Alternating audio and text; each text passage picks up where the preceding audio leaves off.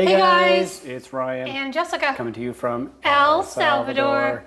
So we hope you're doing well out there and a great start to 2023. Yep. We are coming at you this week with, I guess, to address a bit of criticism. Yes, and it's not criticism that just we have received, but also a lot of the YouTubers here in El Salvador have also received. And that criticism goes along the lines of, you guys paint a rosy picture of El Salvador, always showing the good and never the bad, and that's misleading, right? So we wanted to talk a little bit about that. First of all, we don't pretend that El Salvador is not a developing country. A developing country has certain challenges that require no explanation. When you hear developing country, you get a sense right away for what challenges that country might be facing. And so it's easy to find information about what's wrong in El Salvador. It's everywhere. You do a Google search for El Salvador, you'll immediately find out every problem that the country has. It's difficult to find information about what's right in El Salvador, what's going well here, and especially about how fast El Salvador is improving. So we are trying to fill that gap to show you that there's good things happening here, and the overall trajectory of the country is really quite good. Yeah, like even in the past several months since we've even moved here, Yeah, we can there's see so the change. much improvement. Yeah, we can see the changes, and it's more and more all the time. Yeah. So, like we were saying, it's very easy to find information about what's wrong in El Salvador, and if that's all you focus on, we think that can be misleading. And a great example of this would be Canada's recent travel advisory to El Salvador. This was updated just 3 days ago, and it makes the country seem like it has deteriorated and gotten worse over the past year, when in fact the opposite is the truth. And so what's really interesting about this document is that it doesn't say anything that's false. There's no falsehoods in it, but the truths that are in it are stitched together in such a way as to paint a very misleading, and I would say inaccurate, picture of the country. So we're going to take a quick look at it here. We've kind of isolated a few sections to really emphasize. The whole thing is linked into the description below if you want to read the whole travel advisory. But we're going to just look at a couple points and see what you guys think and give our thoughts. Sound good? All right. Let's jump in. So first and foremost, right away, the emergency measures. It says here in March 2022, the government of El Salvador put emergency measures in place after a surge in gang-related homicides. Homicide rates have significantly decreased as of December 22. So thanks for at least pointing that out, Canada. And more than 60,000 alleged gang members have been detained. Arrests continue to be made. Yeah, so that's true. It also goes on to point out that as part of these emergency measures, there is the suspension of some constitutional rights. And for people who grew up in developed countries where certain constitutional rights could be taken for granted, this would seem alarming. And I would share that concern. It's something that I think we've talked about it, we've thought about it, and we're concerned that is this going to be a permanent condition or what?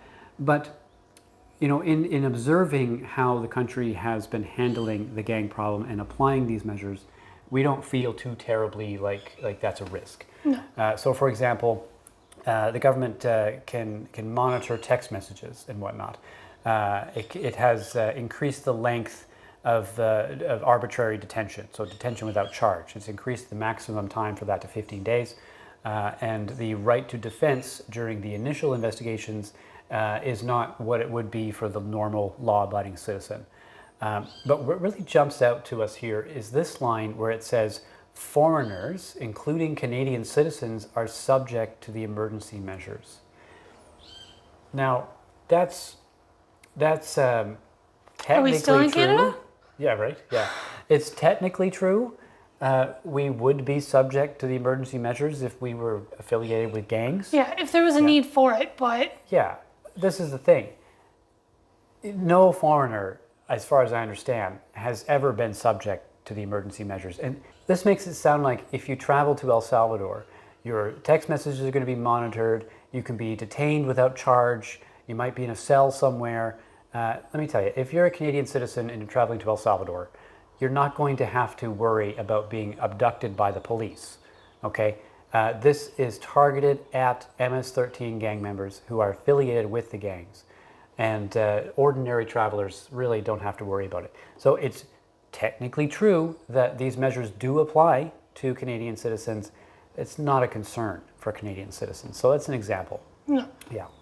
It goes on to say that, expect a heightened security presence at all times, including on roads, in public spaces, and in residential neighborhoods. Yeah, but that's more for citizens and tourists' own protection. Like, it's Yeah. not like That's right. you have to worry about, Yeah. a person coming with, a gun, Yeah. Like watching every single. you're going to see a heightened security presence. Yeah. There are With good people- reason. Yeah, there's people with big guns who are guarding sensitive areas, like entrances to communities, ATMs, Schools. malls, and schools. Yeah, exactly. They're not interested in you. No. And if you say buenos dias to them, they're going to smile and wave at you. But it can be intimidating if you're coming to El Salvador from a first world developed country, and you see that, it can be alarming. It certainly alarmed us at first. And you're also going to see like barbed wire, razor wire everywhere. And some people have put broken glass on top of the walls. Like they've plastered broken glass on top of their walls in order to prevent people from climbing over them. But there's a sense that this is vestigial stuff. We don't see it being maintained. There's no new razor wire anywhere. It's all old and rusted and falling down. And the sense is that they're kind of moving past that state here. So if you come to El Salvador, you're going to see things that are unusual to you, that seem strange to you, and might even seem alarming to you, make you a bit on edge. But if you spend enough time here, you'll start to see more of the picture and perceive all of that in its proper context. Yeah. Okay, so one thing it talks about too is to limit your movements after dark. We don't do that, and we don't feel like there's any risk. No. I imagine there are areas of the country where if you don't limit your movements after dark, you're taking an unnecessary risk. I don't imagine a lot of travelers will be in those areas. No. But another thing that jumps out, monitor local media to stay informed on the evolving situation, right? This is language that you use if there's like a major blizzard or a hurricane coming in. It gives the impression like there is this active violence that is happening all the time in El Salvador, and it's an evolving situation that you have to be alert of while you're here. It's very kind of fear-mongery. I would say definitely monitor local media and stay informed about what's happening in the country. That's good advice, but the way this is phrased, it's a bit misleading, if I would say. Yeah. Crime is a serious problem throughout the country, it says. And then it goes on to say that violent crime has decreased since March of 2022 when emergency measures were put in place. Factually correct. It's been decreasing a lot longer than that, and this grossly understates just how much it is decreasing. It says, however, homicide, assault, and armed robberies still occur. Yep, they have occurred throughout all human history and everywhere in the world, including Canada, including the United States, including Europe. There are places here where you're more likely to be a victim of that, and there are places where you're less likely to be a victim of that. Also true of any other country. But to get some perspective on crime here, particularly violent crime, let's just have a look at some statistics. So here in El Salvador, this is 2015 to 2011 instances of violent crime.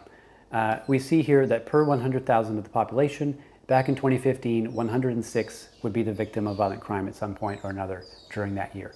That has fallen all the way down to 48 in just those years, 2015 to 2021. That's a staggering drop in violent crime, and that trend shows no sign of reversal. In contrast, if you look at our home country of Canada, per 100,000 of the population, 1.6 in 2015 or just before, moving all the way up to almost 2 per 100,000. This is a 33% increase in violent crime. So as far as the direct comparison between the two countries, yes, there's still more violent crime in El Salvador, but the trend in either country is radically different. It's declining extremely fast in El Salvador, and it is rising alarmingly fast in Canada. So Statistics Canada, for example, talks about gang violence being on the rise, homicide being on the rise. This article is from 2018.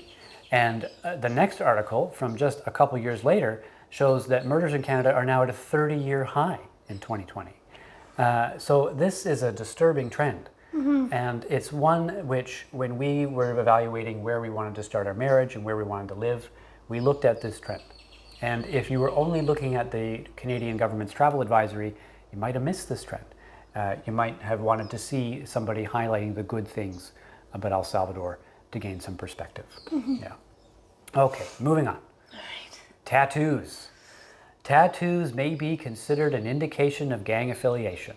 Travelers should consider covering tattoos when traveling to El Salvador. Yeah, once again, yeah. Yeah. Once again, this is, it's truthful.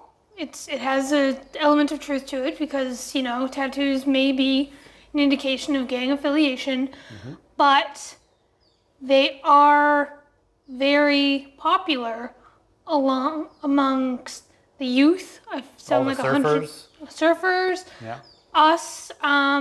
There are even shops here that, you know, they do tattoos. I'm planning on getting one in the near future, so and I'm very excited to try that. And yeah, you know? So it's like, is it wrong? Is it a lie? No. Tattoos may be considered an indication of gang affiliation.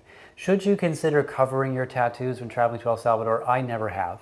And in fact, at Adopting Bitcoin there, I approached two police officers and asked them for directions, and my arms were bare. I was not concerned. They were not concerned.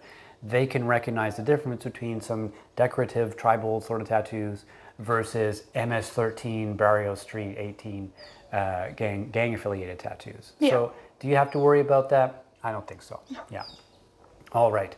So next on the list here we have road travel. This is the most accurate part of the travel advisory, I think. Road conditions and road safety vary greatly throughout the country. Serious accidents are common. True. yeah, You have to be very defensive when you're driving in El Salvador. You have to recognize that the rules of the road are more like suggestions of the road. People aren't like wild and crazy aggressive or anything like that, but you've got to keep your eye out. yeah. We've mentioned this before in videos in the past.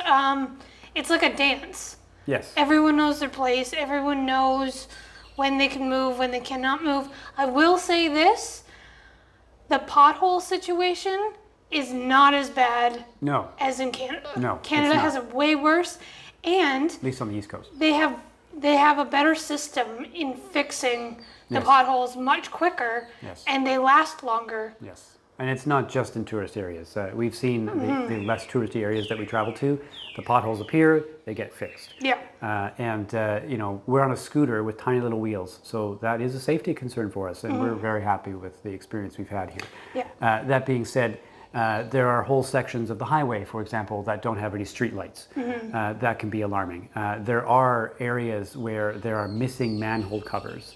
Where it's cracked and fallen through and it hasn't been replaced yet. Yeah. You got to be careful.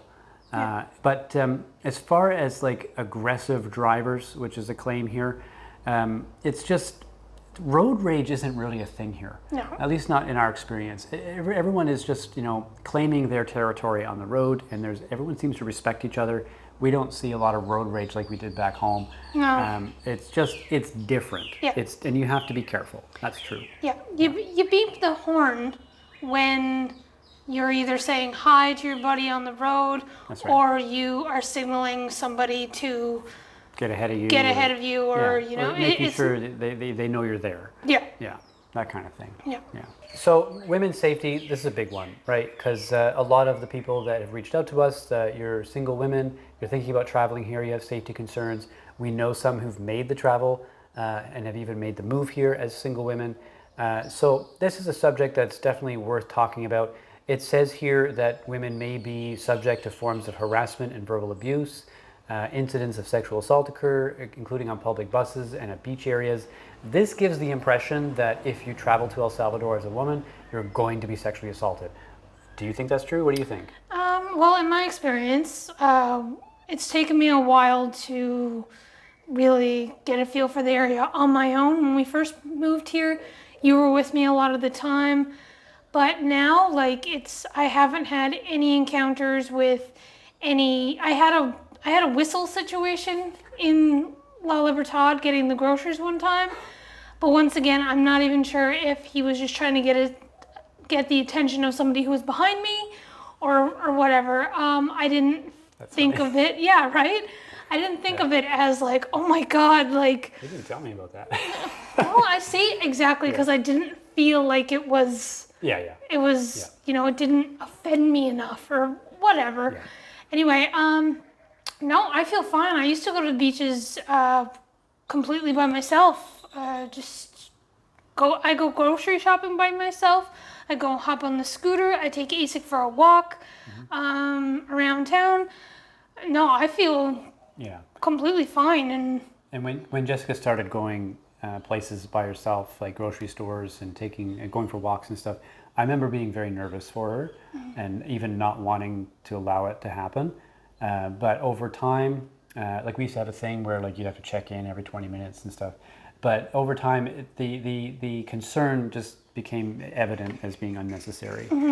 This is a safe place where we are here. Yeah. I'm sure there's areas where it's not as safe as where we are now, but we have faith that those areas are improving. Yeah. Like for example, one of the things the travel advisory says is that El Salvador is concentrating only on the tourist areas for improving the safety situation. Only the places where the foreigners are, because the foreigners are bringing in the money. That seems to be the impression that the travel advisory is trying to put in there.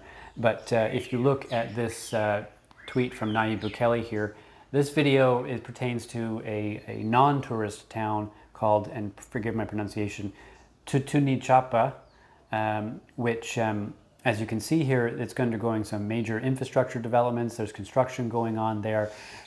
New streetlights are being installed. It's becoming a safe place even at night for people to go out, have a good time, children to play in the streets. This is not a tourist area. This is just a normal, regular Salvadoran community. And it's become safe because of the government's measures, safe for women and children. And we can just translate this tweet for you here. It says, bringing security to communities that were besieged for decades brings as a consequence the possibility of investing in them, that the state returns to play its role, and that they recover the necessary dynamics to flourish. So this is not a government that's just trying to make good appearances for tourists. This is a government that is actually improving the situation for the people who live and grow up here and raise their families here. Yeah. Yeah. But yes, returning to the travel advisory, it talks about spiked food or drinks, never leave drinks unattended. I mean, that's true anywhere you go. Anywhere you go. Anyway, hiking. Criminals have targeted tourists climbing volcanoes and hiking in remote locations. I'm sure that has occurred. I don't know of it occurring. Have you ever heard of that occurring? I haven't. Yeah, but I'm sure it's true. I'm sure it has occurred. I like how it even mentions Izalco. We hiked that volcano, and I didn't see any MS-13 quivering in the bushes. Did you? Or? No, and I mean, like, they have security measures put in place specifically for, like, I understand, like, in the beginning when they were, first cracking down on all of this, it's, it was to be expected and whatnot, but it's not, no, like... Yeah, the guides that guide these hikes, their first priority is preventing people from littering, throwing candy wrappers on the ground and water bottles and whatnot. And protecting you from bees. And bees, yeah, we had that experience. But these guides, I mean, they're wonderful people, but they are not going to stop a criminal, if you get my meaning. So that's going to do it, guys. We hope that clears the air a little bit. Yeah. It is a developing country. That's no secret to anyone. And it has all of the challenges that developing countries are facing. So if you're coming here expecting it to be Singapore or Dubai, it won't be. But you'll be coming to a place that is on the way there. Yeah. And that's exciting. And that's the story that's harder to find out there on the internet. Yeah. So, it's really important to do your own research. Yeah. And when you're reading articles, just take everything with a grain of salt. And even a YouTube video that's glowing, take that with a grain of salt too. Yeah. Yeah. Really, the best advice is travel here. Come see it for yourself. Come see it. Yeah. Yeah. Like you're not going to get shot the minute you step out of the airport. It's a normal country when you first arrive. Yeah. And you can come see for yourself exactly what's going on here. And I think you'll be pleasantly surprised.